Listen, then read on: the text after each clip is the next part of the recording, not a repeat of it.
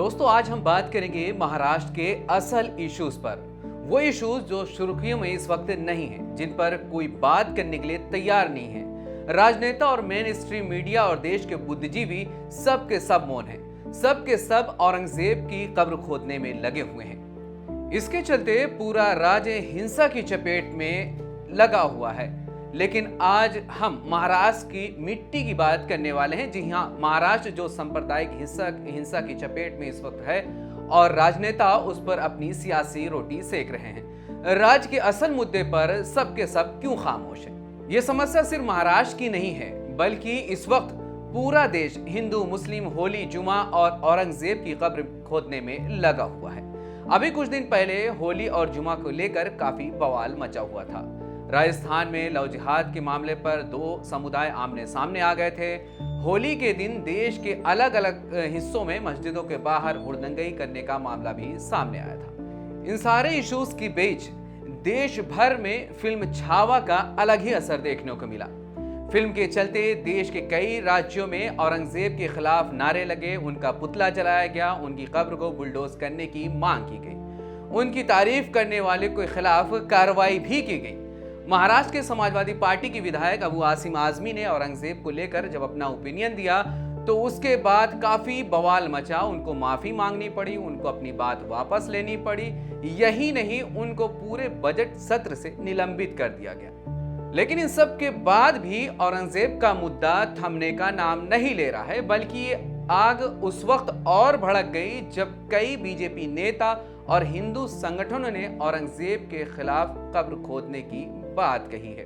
चलो संभाजीनगर यह नारा लेके संभाजीनगर की तरफ चलेंगे और कार सेवा करके यह कब्र उखाड़ देंगे। औरंगजेब की कब्र को उखाड़ना यही हमारा संकल्प है। औरंगजेब को लेकर सारी राजनीति छावा फिल्म आने के बाद से शुरू हुई। वो फिल्म तो बॉक्स ऑफिस पर धुआंधार कमाई कर रही है, लेकिन उसको लेकर राजनीति इतनी बढ़ गई है कि औरंगजेब के कब्र को उखाड़ने की बात की जा रही है। बीजेपी के नेता समेत कई हिंदू संगठन कह रहे हैं कि लाखों कार सेवक औरंगजेब की कब्र को उखाड़ फेंकेंगे। पहले आप विश्व हिंदू परिषद का ये वीडियो देखिए। इस कब्र को तुरंत हटा दिया जाए। परकीय कौन सा भी आक्रांता जिसने इस भारतीय समाज के ऊपर, हिंदू समाज के ऊपर आक्रमण किए, उनके धर्मांतरण का प्रयत्न किया और फिर भी वो नायक बन के घूम रहा है, यही स्वतंत्र भारत में बहुत बड़ी गुलामी की निशानी है। तो ऐसे किसी भी खलनायक की कब्र ये पूरे हिंदुस्तान में नहीं रहनी चाहिए। तो वर्तमान राज्य सरकार ये कब्र तुरंत हटा दे। विश्व हिंदू परिषद बजरंग दल इस आंदोलन की अभी घोषणा कर रहा है। प्रथम सत्र में इस आंदोलन के हम शिव जयंती के तिथि पर 17 मार्च 2025 हम हर जिलाधिकारी कार्यालय, हर तहसील कार्यालय में हम इसके संदर्भ पे ज्ञापन देंगे और धरना प्रदर्शन करेंगे। दूसरे सत्र में हम वर्तमान राज्य सरकार से संवाद करेंगे और अगर फिर भी सरकार ने यह नहीं माना तो लाखों लाख हिंदू युवा, हिंदू युवतियाँ, बजरंग दल के कार्यकर्ता, विश्व हिंदू परिषद के कार्यकर्ता सभी उस औरंगजेब की कब्र उखाड़ने के लिए चलो संभाजीनगर यह नारा लेके संभाजीनगर की तरफ चलेंगे और कार सेवा करके यह कब्र उखाड़ देंगे। वहीं बीजेपी के फायर ब्रांड नेता राजा सिंह का भी एक वीडियो काफी ज्यादा वायरल हो रहा है, जिसमें वो औरंगजेब के सपोर्टर को फाड़ने की बात भी कर रहे हैं। भारत का हिंदू ये कह रहा है कि इतना अत्याचार करने वाले औरंगजेब की कब्र महाराष्ट्र की पवित्र धरती पर क्यों? ये सिर्फ महाराष्ट्र का हिंदू पहले पूछता था, लेकिन आज पूरे भारत का हिंदू पूछ रहा है कि ये औरंगजेब की कब्र क्यों आज तक गड़ी हुई है?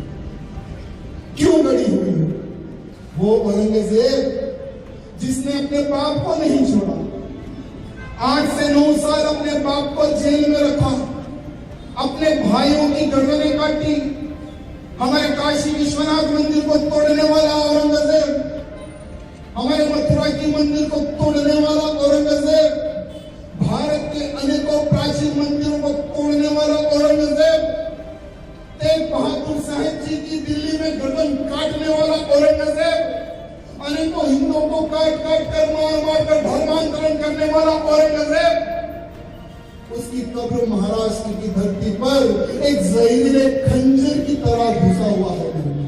मेरा एक ही एक संकल्प है, भारत को हिंदू राष्ट्र बनाना। भारत को हिंदू राष्ट्र बनाने के लिए युद्ध करना, भारत को हिंदू राष्ट्र बनाने के लिए हर राज्य में हिंदू वीरों की सेना तैयार करना, छत्रपति शिवाजी महाराज की सेना तैयार करना और इस औरंगजेब की कब्र को उखाड़ना, यही हमारा संकल्प है।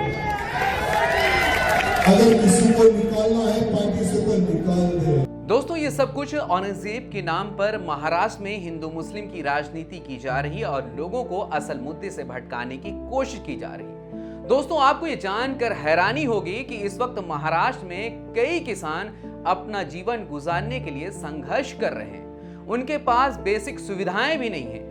खेतों में सिंचाई करने के लिए पानी नहीं है, पानी की सुविधा हासिल करने के लिए उनके पास पैसे नहीं है, वो कर्ज में डूबे हुए हैं और अपने हाथों से अपनी जान लेने पर मजबूर है। लेकिन सरकार उनकी समस्या को सुनने के लिए तैयार नहीं है।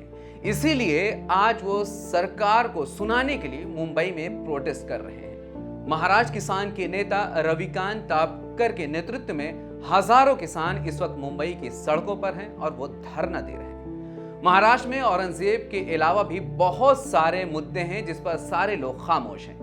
अभी पिछले हफ्ते की बात है, किसान नेता कैलाश अर्जुन नागरे ने कर्ज के बोझ में दबकर अपनी जान दे दी। वो सिर्फ किसान ही नहीं थे, बल्कि वो राज्य के 14 गांव में पानी पहुंचाने के लिए संघर्ष करने वाले एक कार्यकर्ता भी थे।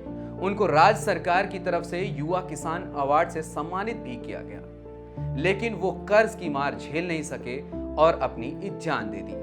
उन्होंने अपनी जान देने से पहले 4 पेज का एक नोट लिखा जिसमें उन्होंने किसानों की समस्याओं का तस्करा किया और खासकर राज्य में किसानों को पेश आने वाले वाटर क्राइसिस को हाईलाइट किया है। दोस्तों, ये सिर्फ किसी एक कैलाश की बात नहीं है, बल्कि महाराष्ट्र में रोज आना न जाने कितने कैलाश अपने हाथों से अपनी जान दे रहे हैं, लेकिन इस पर किसी को कोई ध्यान नहीं जा रहा है। अगर डेटा की बात करें तो साल 2015 से 2019 तक महाराष्ट्र में 12,600 से ज्यादा किसानों ने खुद अपनी जान ले ली है। साल 2023 तक हर दिन लगभग 7 किसान अपने हाथों से अपनी जान ले रहे थे। वहीं साल 2024 का अगर डेटा देखें तो इस पिछले साल 2,635 किसानों ने खुद से अपनी जान ली। दोस्तों, एक तरफ महाराष्ट्र का किसान कर्ज से दबकर अपनी जान देने पर मजबूर है और दे भी रहा है, वहीं दूसरी तरफ सरकार औरंगजेब हिंदू मुस्लिम होली मस्जिद लगाए हुए है और उसमें वो व्यस्त है। किसानों के मुद्दे पर कोई बात करने के लिए तैयार नहीं है। सोचने वाली बात यह है कि ये देश किस दिशा में जा रहा है, देश की राजनीति किस दिशा में जा रही है। देश का किसान मर रहा है लेकिन उसकी सुनने वाला कोई नहीं है, उसके मुद्दे पर बात करने वाला कोई नहीं है।